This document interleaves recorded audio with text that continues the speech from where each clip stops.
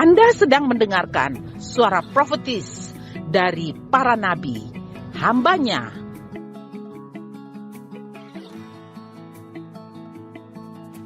Dengarkanlah dan lakukanlah perintah Tuhan melalui para nabi, maka engkau akan berhasil. Selamat mendengarkan. Hari ini saya minta kepada kita semua, supaya kita semua menghormati dan menghargai suara Tuhan. Saya percaya bahwa kalau sebentar kita membaca firman Tuhan ini, kalau itu di zaman Daud, di zaman nabi-nabi yang lain, mereka akan merobek jiwa mereka dan mereka berlutut di hadapan Tuhan, memohon pengampunan kepada Tuhan supaya mereka dapat diselamatkan. Karena itu hari ini firman Tuhan datang kepada kita hari ini begitu sangat keras. Kalau kita memperhatikan baik-baik, maka kita akan mendapatkan berkat yang berkelimpahan dalam hidup itu. Tetapi kalau kita tidak memperhatikan dengan baik-baik, celaka yang akan kita dapati. Karena itu hari ini tema yang akan kita belajar secara bersama-sama dalam perenungan pada sore, siang dan sore hari ini adalah don't normalize darkness. Jangan menormalkan kegelapan. Jangan membuat pencuri itu menjadi normal, biasa, baik. Oh, semua orang juga melakukannya. Jangan. Hari ini Tuhan mau supaya kita menempatkan diri. Kalau kita disebut anak Tuhan, Tuhan kita itu kudus, maka kita harus hidup kudus, benar di hadapan Tuhan. Kalau terang, bilang terang. Kalau gelap, bilang gelap. Kalau baik, bilanglah baik. Kita harus menempatkan diri pada posisi yang benar. Karena kalau kita tidak menempatkan diri pada posisi yang benar, kita kompromi seperti orang lain, maka celaka itu yang akan kita dapatkan di dalam. Celaka itu bisa tidak berhasil, celaka itu berarti mengalami kesusahan, kemelaratan, mengalami hal-hal yang tidak baik di dalam hidup. Itu celaka yang akan kita hadapi di dalam kehidupan kita. Karena itu mari kita baca bersama-sama.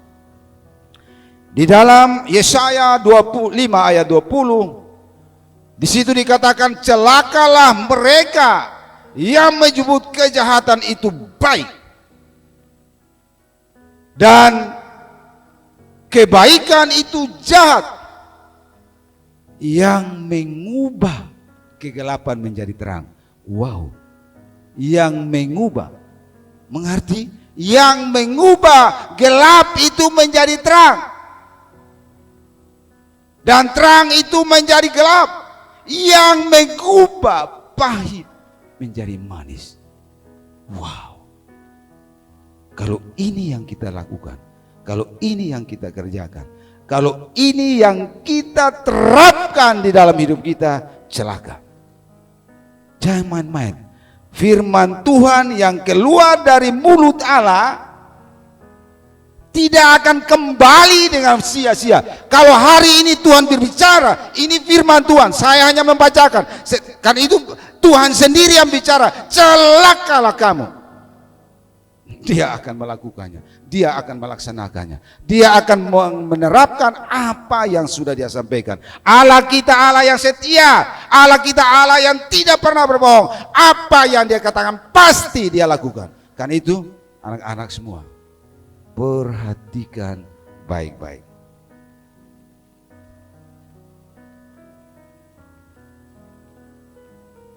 Kalau lampu ini dimatikan, apakah kita bisa melihat?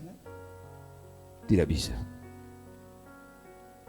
Karena itu Tuhan bilang begini, kamu, saya, kita semua adalah terang dunia. Coba bilang pada dirimu, saya adalah terang dunia. Kalau terang dunia itu berarti bahwa kita dapat melihat. Karena kalau ada terang pasti kita dapat melihat.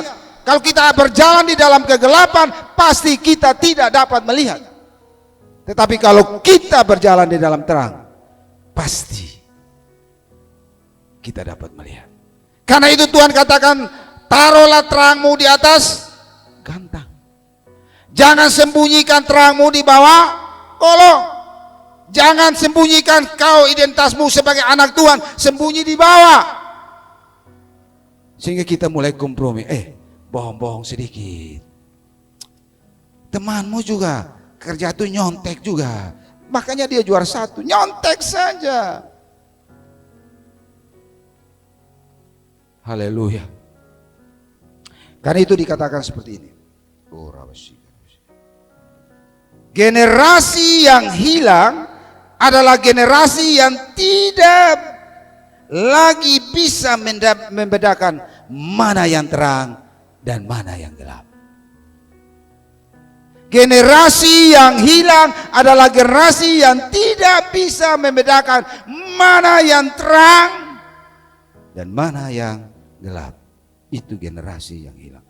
Kemarin saya dalam doa, saya tidak sadar bahwa Tuhan pimpin saya untuk menangisi generasi ini. Banyak generasi ini saat ini sudah terinfeksi seks bebas. Dari remaja dia menjual diri untuk mendapatkan uang, untuk membeli HP, untuk makan yang enak, untuk senang-senang, hura-hura, dengan menggunakan menjual dirinya, menjual keperawanannya kepada semua laki-laki. Yang menyebabkan dia mengalami. Itu bukan hal yang tidak bukan rahasia lagi, bukan hal yang tabu lagi. Itu terjadi dalam survei Dinas Kesehatan Kota Kupang bahwa 40-50% penyakit remaja-remaja di usia SMP sampai SMA perguruan tinggi sudah terinfeksi penyakit itu. Saya menangis, Tuhan selamatkan mereka. Jangan biarkan generasi ini hilang. Kenapa? Kenapa mereka melakukan hal itu? Karena mereka tidak melihat. Mereka tidak melihat bahwa perbuatan seks bebas itu adalah dosa. Mereka tidak bisa melihat. Yang mereka lihat adalah kesenangan daging, keinginan daging. Wah, hura-hura. Dan memang di zaman akhir zaman ini itu adalah zaman orang hura-hura. Sekarang orang suka kerja, mau suruh masak air, kalau anak masak air pakai kayu. Bagaimana caranya masak pakai kayu? Buat bagaimana supaya bisa masak pakai kayu? Mama itu kuno, tinggal beli rice cooker, colok, kita pangku-pangku main HP, selesai 10 menit, 20 menit. Ya. Sekarang zaman fine, hura-hura, main-main, zaman senang-senang. Nah, kenapa kau tidak belajar? Mama, zaman sekarang ini tidak belajar juga naik kelas. Mama, zaman sekarang ini walaupun tidak tahu membaca sampai SMA pun tetap lulus dapat ijazah SMA. Oh, gitu ya. Iya. Kenapa? Mereka matanya buta.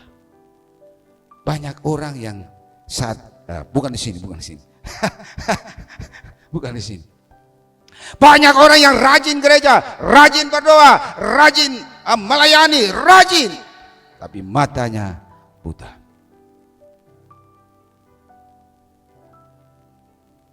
Dia tidak mengerti kebenaran. Dia tidak mengerti bahwa yang dia lakukan itu adalah menyakiti hati Tuhan. Dia melakukan itu tidak sesuai dengan standar. Dia mulai mengurangi standar kebenaran firman Tuhan. Dia mulai mengurangi dan mengikuti standarnya sendiri. Karena itu generasi yang hilang adalah generasi yang tidak lagi bisa membedakan mana yang baik dan mana yang buruk, mana yang terang, mana yang harus dicontohi dan mana yang tidak. Saya berpikir, saya membayangkan anak-anak sekarang ini kok tidak menghormati bapak ibu guru, bapak pegawai. Ya, mereka seperti, ya, mereka lebih hebat dari bapak ibu. Mereka tidak takut lagi. Waktu ujian sekolah saya lihat, ini ujian untuk dapat ijazah ini. Apa yang dia datang sudah terlambat, jalan santai saja, masuk ke dalam. Jangan. Ada waktunya dia akan susah. Tapi karena dia tidak melihat. Amin. Ya baik. Jadi generasi yang bangkit adalah generasi yang tetap berpegang pada kebenaran Tuhan. Semua mau memegang kebenaran Tuhan? Semua mau menerapkan kebenaran Tuhan? Semua mau melakukan firman Tuhan? Semua mau?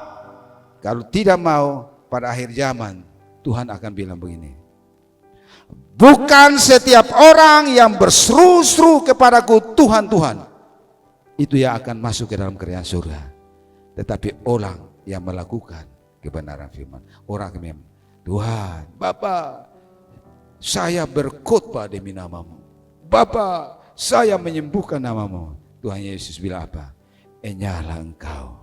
Bapa, bukankah saya pimpin pujian demi namamu? Bukankah saya berapi-api demi namamu? Bukankah saya bermain drum demi namamu? Bukan saya bermain keyboard demi namamu? Bukankah saya bermain gitar melodi dan gitar bass demi namamu? Tuhan bilang, enyalah engkau pembuat kejahatan.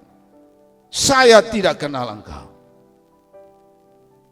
Kenal dan tahu itu berbeda. Kalau tahu itu hubungannya tidak akrab. Seperti kita semua tahu Presiden Indonesia namanya Prabowo. Tapi kalau Patris bilang, saya kenal siapa papa saya, siapa mama saya. Kan itu Patris kalau ke rumah, dia masuk seenaknya di dalam, amen nasi, makan seenaknya, dia tidak takut. Itu namanya kenal. Kalau kita bilang kita kenal Pak Bro, kita pergi ke istana, jalan masuk di dalam tanpa ada hambatan. Itu orang kenal. Begitu juga kalau kita kenapa siapa Yesus Tuhan kita. Kita ke surga kita tidak perlu takut-takut lagi. Halo Bapak, Bapak bilang, anakku, waduh, I glad to meet you today. Amin. Itu dia bahasa Indonesia bilang, saya senang berjumpa dengan engkau hari ini, anak. Sangat bersukacita.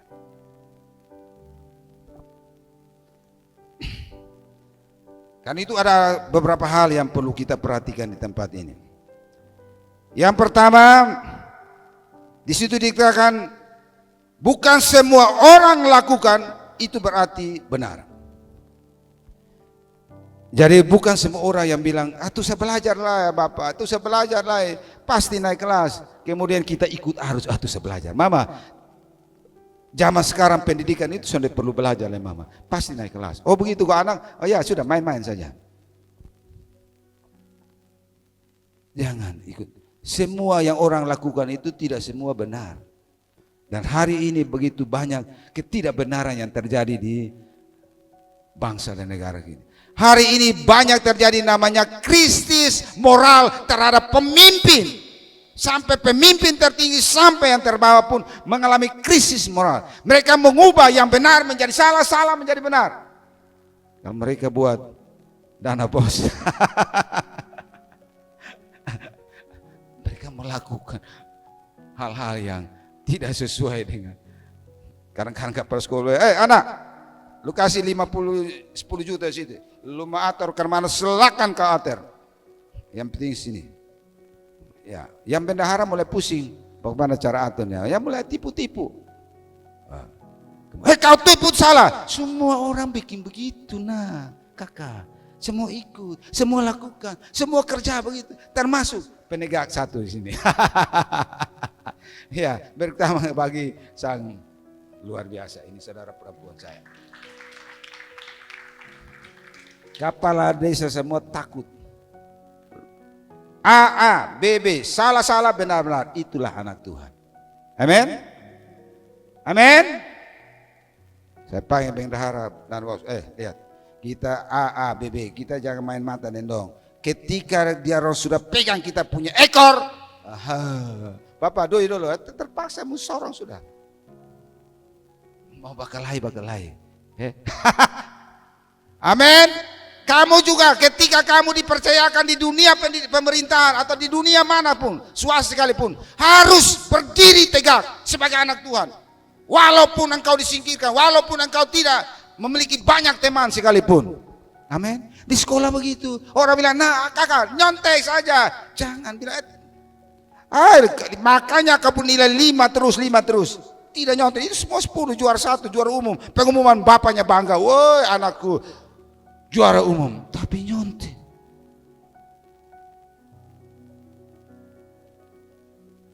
Kalau kau ikut arus mereka, apa yang akan mereka lakukan? Ketika kau ngomong mereka, sama saja. Kita berdoa, sama saja. Kau berdoa tapi berdosa juga. Sama. Tunjukkan dirimu sebagai anak Tuhan. Di rumah jangan malas kerja.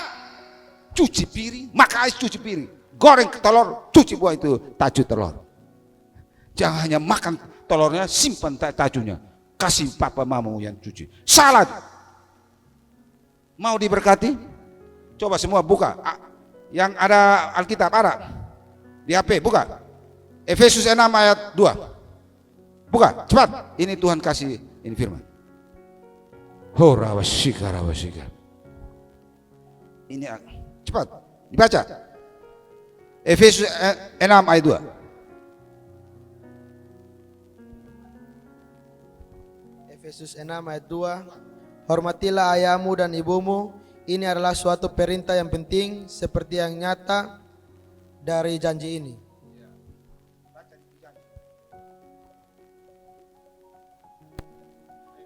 Supaya kamu berbahagia dan panjang umurmu di bumi. Amin. Hormatilah ayah dan ibumu. Ini sesuatu hal yang penting. Tuhan Yesus bilang ini penting.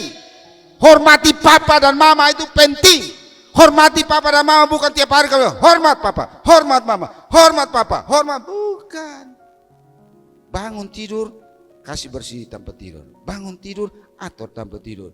Hormati orang tua. Kau sebagai siswa belajar sungguh-sungguh sehingga kau dapat juara 1 umum karena kau berjuang, bukan karena nyontek. Ya, bukan karena nyontek. Kau menjadi yang terbaik, yang luar biasa, itu karena anugerah yang Tuhan berikan lewat kesehatan, kemampuan, kepintaran, kecerdasan yang Tuhan berikan untuk kau pakai untuk belajar, bukan pakai untuk santai, malas-malas. Cuci pakaianmu, jangan suruh papamu yang cuci. Ya, supaya papa bilang, wah ini saya punya anak ini luar biasa. Kau sekolah di mana?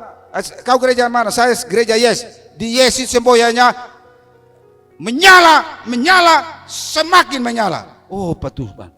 Tapi kau bilang, Bapak di Yes itu menyala, semakin menyala. Bapak iya supaya nyala betul. Pemalas itu memang api mati. Lu pemalas belajar itu membuat api mati.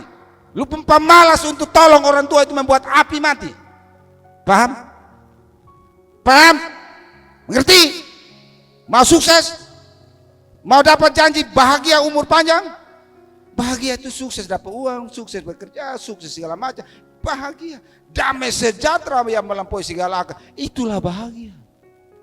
Apa gunanya kau susah-susah terus? Sakit, susah. Tidak ada damai sejahtera. Apa gunanya punya duit, punya rumah tinggal tapi damai sejahtera tidak ada? Apa gunanya? Amin. Isular lewat.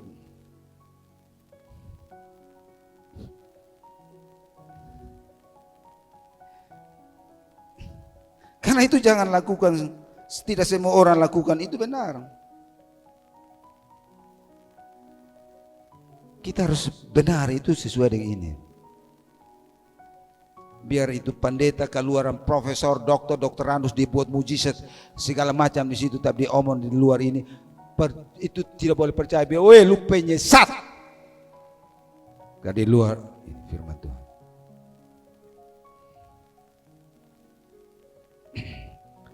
Kadang-kadang kita ya ini di dunia masa, di Facebook, ya ini sosial, dunia masa, dunia sosial, dunia maya. Contohnya saya salah, saya buat salah.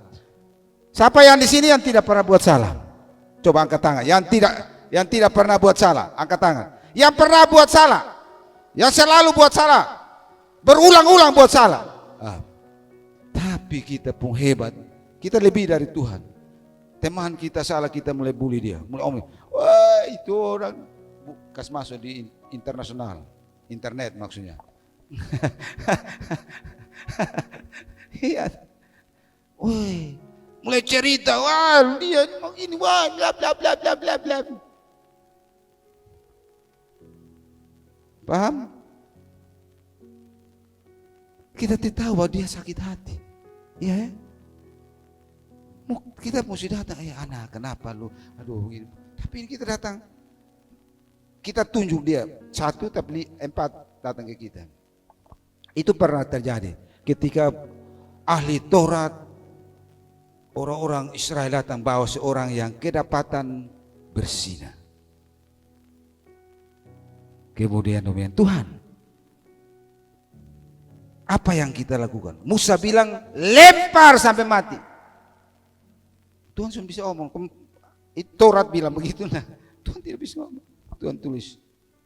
Kemudian Tuhan bilang, siapa yang berdosa, nah dia yang pertama lempar. Ada yang lempar? Ada yang lempar? Ya ada yang lempar, itu hebat itu. Itu pas di angka batu melempar, Tuhan kasih turun batu yang paling besar, taruh di kepala, habis. Amin. Bisa paham? Ya. Tidak, Alkitab katakan tidak ada satupun manusia di dunia ini yang tidak berdosa. Karena itu Tuhan tidak pernah meminta kepada kita untuk menjadi hakim terhadap teman kita. Kalau teman kita bersalah, anak komsel kita bersalah, jangan bilang kau ini berdosa ya. Kalau saya anak komsel, ya kau Tuhan Yesus sudah. Kau seharusnya jadi anak, menjadi pembina, bukan menjadi apa. Amin. Ya. Karena itu jangan ada, Efesus 4 ayat 29 katakan, jangan ada perkataan kotor keluar dari mulutmu, tetapi pakailah perkataan yang baik untuk membangun.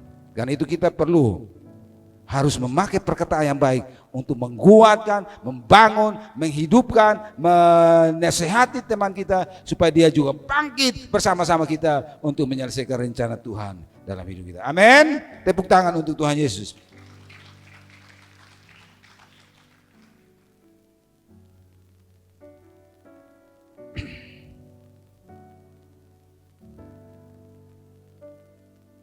Karena itu kita harus begini.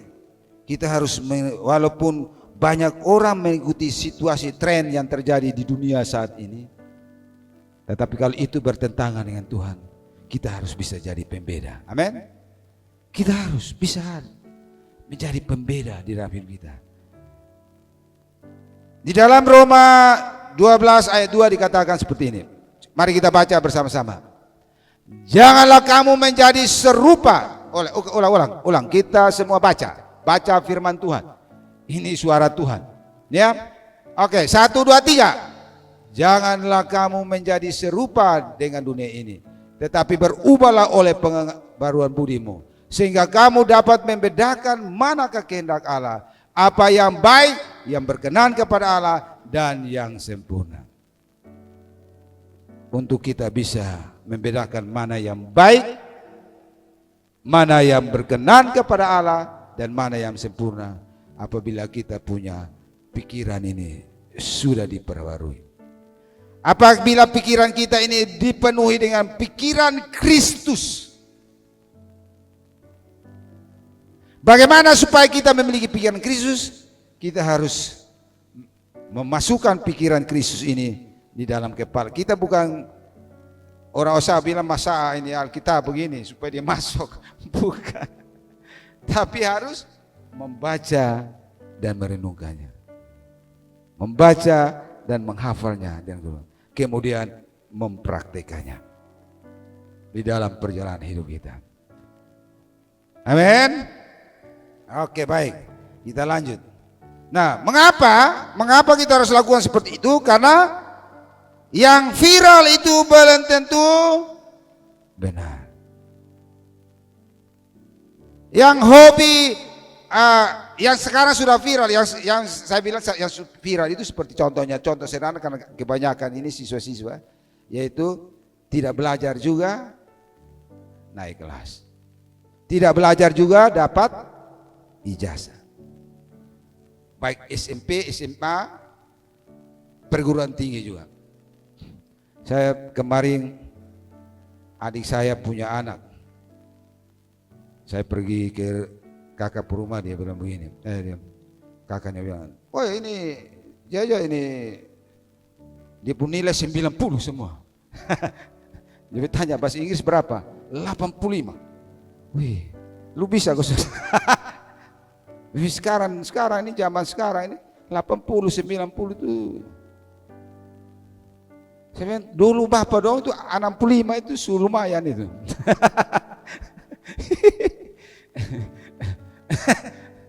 Ini sekarang mahasiswa hampir semua cum laude habis. Ya. Anak yang tinggal dengan saya, dia kuliah di FK bagian kimia. Dia pun nilai 90. 34. Wih. Ya memang dia juga pintar juga. Ya. Kita harus membuktikan. Orang nyontek, orang apapun tidak, kita tetap belajar walaupun nilainya pas-pas. Pada waktunya dibutuhkan itu, aku akan melihat kemuliaan Allah dinyatakan. Amin. Karena itu jangan ikut arus. Harus berlawanan arus. Kita harus seperti ikan salmon. Ikan salmon itu kalau dia hidup, dia bisa produktif, dia punya jalur, harus lawan arus. Dia tidak bisa mengikuti arus. Ada seorang Jepang, dia karena hobi makan itu, karena orang pintar-pintar itu salah satu makan itu ikan. Dia bikin akuarium besar, kemudian lepaslah anak ikan. Tidak ada gelombang, tidak ada apa. Ikannya bukan sehat, tapi mati. Kemudian dia belajar, kenapa dia? Kemudian dia dapat temukan, ikan salmon itu lawan arus. Jadi akuarium ini dibikin lawan arus. Dari ikan berjuang. Jadi dalam perjuangan dia terbentuk. Organ-organnya terbentuk. Seperti PT setiap hari olahraga itu kan organ-organnya terbentuk. Ya seperti itu. Amin. Supaya kekristenan kita, rohani kita kuat, harus terbentuk. Orang tidak belajar, kita belajar. Orang Facebook berjam-jam. Mengerti apa? Kita mengerti hal yang baik itu bisa jadi jahat, bisa. Orang bilang ini orang gila kerja. Ya tuh kerja tidak tahu kenal waktu. Akhirnya apa? Mati tidak menikmati. Gila itu baik atau tidak? Hah? Orang gila itu baik atau tidak? Tidak baik. Gila kerja. Gila belajar sampai akhirnya putus buah ini. Jadi gila betul. Bukan berarti tidak boleh gila, boleh belajar. Ya. Ada yang memang gila santai. Sudah tenang saja. Pasti berkat datang, tenang saja. Pasti uang datang, papa masih kaya raya. Tunggu dulu, pas Tuhan izinkan kebangkrutan datang, lu mati kau sana. Siap diri. Ada yang menangis, Bapak kenapa lu kasih tinggal saya, Bapak kau tahu maka apalah itu gara-gara lu sana mau kerja, lu sana mau belajar, lu sana mau melakukan, Lu santai kok bapak masak ke lu. Belajar. Hei kamu semua ini anak tua, anak terang. Tunjukkan terangmu. Amin. Tunjukkan terangmu di sekolah. Tunjukkan terangmu di rumahmu. Tunjukkan terangmu di keluargamu. Tunjukkan kerjamu di tempat kerjamu. Amin. Tunjukkan. Tunjukkan terangmu dengan naik motor pakai helm. Saya naik motor itu setelah saya kenal kebenaran, saya berkata naik motor pasti pakai helm. Kalau kau lihat saya naik motor tidak pakai helm, itu berarti invite tua sudah pikun. Karena jam 3 hampir siang pun saya naik motor pakai helm. Di kampung saya, tempat tugas saya pertama, Oto tidak pernah datang hanya 1 minggu 3 kali. Tidak ada polisi situ. Saya pergi belanja kalau sampai di istirahat pasti pakai helm. Orang tertawa saya, orang tertawa. Satu dulu, soalnya polisi juga pakai helm. Tapi apa yang berjalannya waktu, tempat kami kos itu, dia punya anak jatuh motor, kepala dan picah segala macam. Kemudian adiknya bilang begini, saya mulai hari ini mau pakai helm seperti Todan ini dan ini. Saya mau pakai helm bukan karena saya takut polisi. Saya mau pakai helm karena saya takut kepala saya pecah. Ya, Petrus lihat bapaknya tukang pakai helm, dia sekarang rajin pakai helm. Pimana juga pakai helm. Itu artinya berhasil mentransferkan importasi. Ya, mamanya belum rajin pakai. Karena Petrus, mama pakai helm, mama. Yes, kita lanjut. Iya.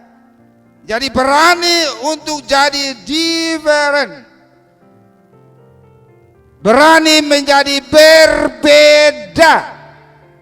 Bukan copy paste. Orang tidak pakai helm, kau juga tidak pakai helm. Orang tidak pakai SIM, kau juga tidak pakai SIM. Ya, waktu kita berketetapan untuk komitmen dengan Tuhan pasti ada ujian. Jadi waktu saya tetapkan tidak mau pakai helm, kalau tidak ada helm kalau tidak naik motor. Pas mau jalan minta kujung, orang lewat, papa mari naik sudah papa jalan sah. Masih jauh sana papa mau olahraga. Ya, ada peperangan. Amin. Itu namanya pembentukan. Mari kita baca Daniel pasal 1 ayat 8. Semua baca, ini luar biasa. Ini ayat yang ini hobi saya ya. Ini ayat salah satu ayat yang Daniel ini juga salah satu tokoh yang saya sangat mengidolakan dan mau hidup seperti dia. Ya, kita lihat Daniel 1 ayat 8, semua baca 1 2 3.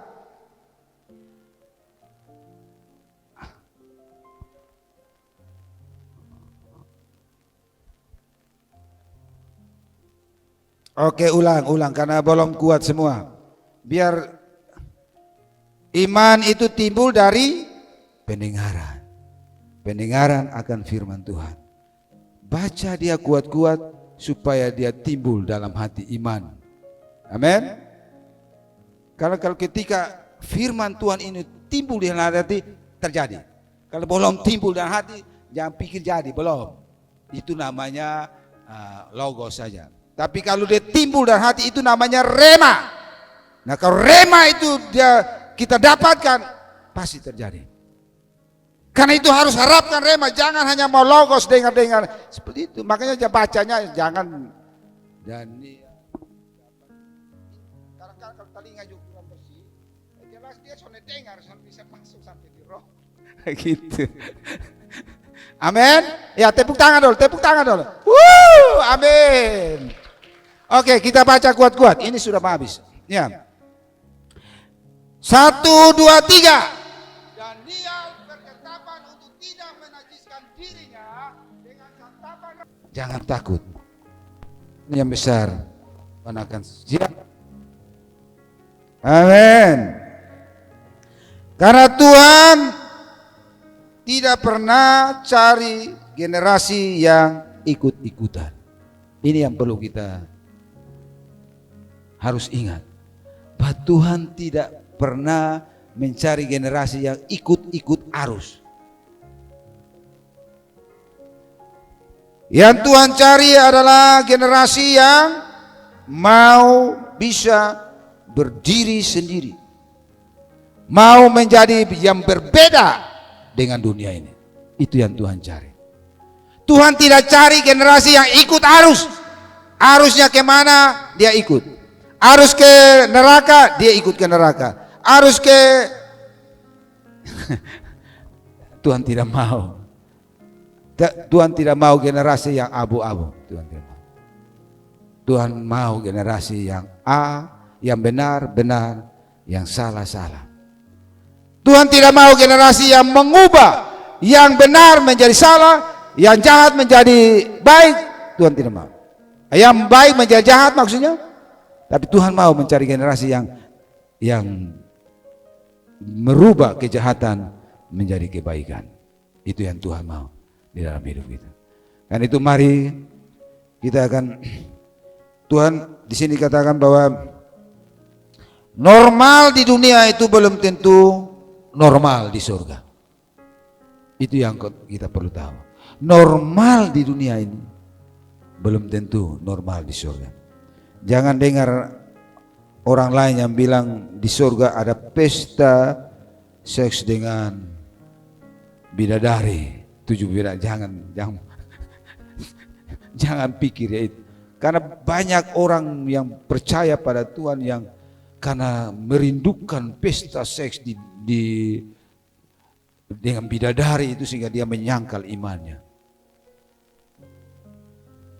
Banyak juga ya orang menyangkal imannya karena perempuan, karena laki-laki yang menjual imannya. Tuhan tidak mau seperti itu.